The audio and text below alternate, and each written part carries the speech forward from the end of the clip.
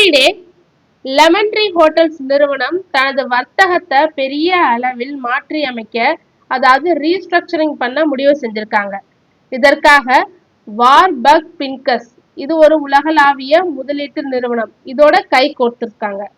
யார் முதலீடு செய்கிறாங்கன்னு பார்த்தா வார்பர்க் பின்கஸ் நிறுவனம் லெமன் ட்ரீயின் துணை நிறுவனமான ஃப்ளர் ஹோட்டல்ஸ்ல முதலீடு செய்றாங்க. இதோட முதலீட்டு தொகை சுமார் 960 கோடி வரை இருக்கும்னு சொல்லியிருக்காங்க. அதுவும் தவணை முறையில தான், ட்ரென்ச்சஸ் மூலமா தான் முதலீடு செய்ய போறதா சொல்லியிருக்காங்க. ஏற்கனவே ஃப்ளர் ஹோட்டல்ஸ்ல 41.09% பங்குகள் வச்சிருக்காங்க ஏபிஜி நிறுவனம். இந்த மொத்த பங்கையும் இப்ப வார்பர்க் நிறுவனம் வாங்க போறாங்க. லெமன் ட்ரீ குழுமம் தனது செயல்பாடுகளை 2 முக்கிய பிரிவுகளாக பிரிச்சிருக்காங்க. என்னன்னு பாத்தீங்கன்னா லெமன் ட்ரீ ஹோட்டல்ஸ், இது வந்து நிர்வாக பிரிவு. இந்த நிறுவனம் இனி ஹோட்டல்களை நேரடியா சொந்தமா கையில வச்சிருக்க மாட்டாங்க. அத மேனேஜ்மெண்ட் செய்யறதோட முடிச்சிருவாங்க. அதாவது பிராண்டிங், அதுக்கப்புறம் உரிமம், பிரான்ச்சைசி உரிமம் வழங்குறது, இதுல மட்டும் கவனம் செலுத்துவாங்க. அதே ஃப்ளர் ஹோட்டல்ஸ் லெமன் ட்ரீ நிறுவனத்திற்கு சொந்தமான ஹோட்டல்கள், கட்டிடங்கள், அது மட்டும் இல்லாம இடங்கள், இது எல்லாத்தையும் இந்த நிறுவனத்திற்கு மாற்றப்படும். இது ஹோட்டல்களை உருவாக்குவது, அப்புறம் அதை வாங்குவது, இதுல மட்டும் கவனம் செலுத்துவாங்க Fleur hotels. So Lemon Tree hotels management side, Fleur hotels வாங்குறது, ஒரு புதிய ஹோட்டலை உருவாக்குறது, இதெல்லாம் பார்த்துப்பாங்க. இப்ப பங்குதாரருக்கு இதுல என்ன லாபம்னு பாத்தீங்கன்னா, உங்ககிட்ட 311 லெமன் ட்ரீ பங்குகள் இருந்தா 20 ஃப்ளர் ஹோட்டல்ஸ் பங்குகள் கிடைக்கும். ஸோ இது எப்ப கிடைக்கும் அப்படின்னு பாத்தீங்கன்னா, ஃப்ளர் ஹோட்டல்ஸ் நிறுவனம் தனியா பிரித்து எடுக்கப்பட்டு ஒரு 1 to 1.5 வருஷத்துக்குள்ள இது சந்தையில லிஸ்ட் ஆகும். தனியா இந்த ஃப்ளர் ஹோட்டல்ஸ் லெமன் ட்ரீலேருந்து பிரிஞ்சு வந்து லிஸ்ட் ஆகும். அப்பதான் கிடைக்கும். இதுக்கு எப்படியும் 1 to 1.5 வருஷம் ஆகும். ஸோ இதோட மெயின் நோக்கம் என்னன்னு பாத்தீங்கன்னா, லெமன் ட்ரீ நிறுவனம் தனது கட்டிட சொத்துக்களை ஒரு நிறுவனமாகவும், ஹோட்டல் நடத்தும் சேவையை இன்னொரு நிறுவனமாகவும் பிரிச்சு வளர்ச்சியை பெருக்குவதே இதோட மிகப்பெரிய திட்டமா சொல்லியிருக்காங்க. இன்னைக்கு லெமன் ட்ரீ ஹோட்டல்ஸ் மேக்சிமமா 4% வரைக்கும் இன்க்ரீஸ் ஆயிருக்கு. நெக்ஸ்ட், அமெரிக்க தூதராக பொறுப்பேற்றிருக்காரு சர்ஜியோ கோர். ஸோ இவர் சில இம்பார்ட்டன்ட் நியூஸ் ஷேர் பண்ணியிருக்காங்க. என்னன்னு பார்க்கலாம். அதிபர் டொனால்ட் ட்ரம்ப் அடுத்த 1 வருஷத்துலேருந்து 2 வருஷத்துக்குள்ள இந்தியா வரத்துக்கான வாய்ப்பு அதிகமா இருக்குன்னு சொல்லியிருக்காங்க. இந்தியா மற்றும் அமெரிக்கா இடையிலான மிக முக்கியமான வர்த்தக ஒப்பந்தம் குறித்து அடுத்த கட்ட பேச்சுவார்த்தை நாளைக்கு ஜனவரி 13 நடைபெற உள்ளதா சொல்லியிருக்காங்க. இதுல என்ன சொல்லியிருக்காங்கன்னா, உண்மையான நண்பர்களுக்கு இடையில கருத்து வேறுபாடுகள் இருக்கலாம், அது பேசி தீர்த்து கொள்ள முடியும்னு சொல்லியிருக்காங்க.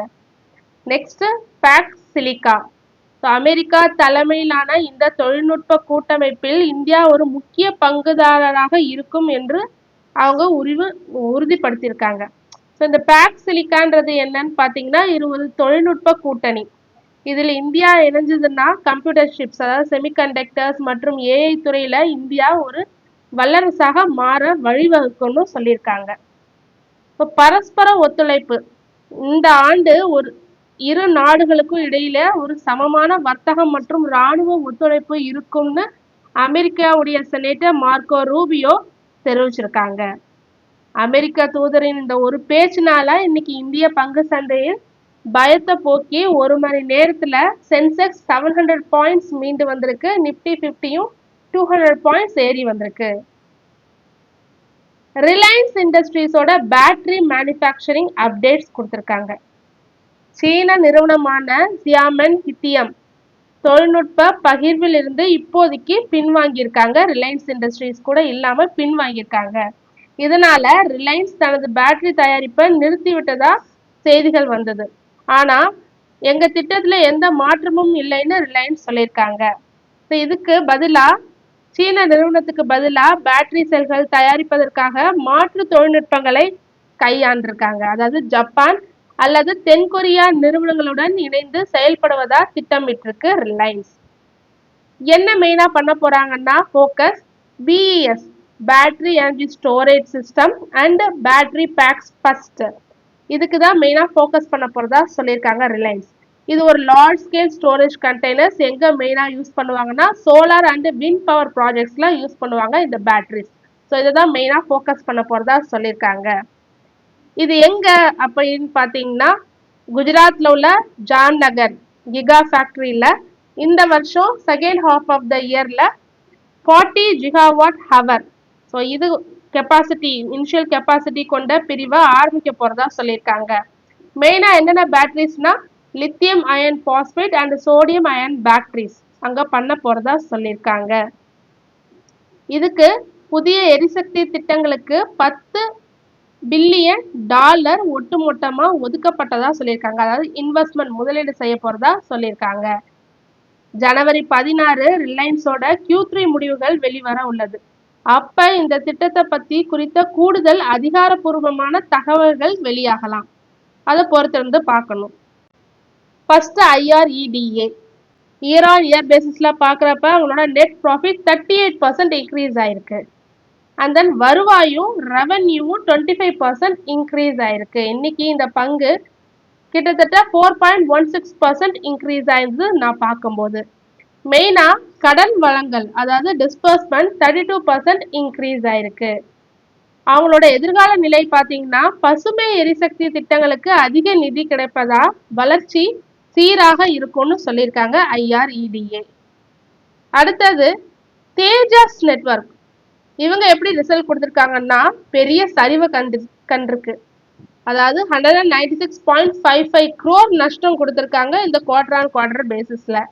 அண்ட் தென் 88% சரிவு சந்திச்சிருக்கு ரெவன்யூ, அதுவும் குவார்டர் ஆன் குவார்டர் பேசிஸ்ல. இன்னைக்கு ஸ்டாக் 13% டவுன் ஆயிருக்கு. மெயின் ரீசன் என்னன்னு பார்த்தீங்கன்னா பிஎஸ்என்எல்ல இருந்து வர வேண்டிய ஆர்டர்கள் தாமதமா வந்திருக்கு. அவங்க கைவசம் 1329 கோடி மதிப்பிலான ஆர்டர்கள் இருந்தாலும் அதை செயல்படுத்துறதுல ரொம்ப தாமதமா ஆக்கியிருக்காங்க தேஜாஸ் நெட்வொர்க். அதனாலதான் இன்னைக்கு 13% டவுன் ஆயிருக்கு. தொடர்ந்து இதுமாரி யூஸ்ஃபுல்லான மார்க்கெட் அப்டேட்ஸ் வேணும்னா மறக்காம நம்ம சேனலை சப்ஸ்கிரைப் பண்ணுங்க, பெல் ஐக்கான் கிளிக் பண்ணுங்க, லைக் அண்ட் ஷேர் பண்ணுங்க. தேங்க்யூ.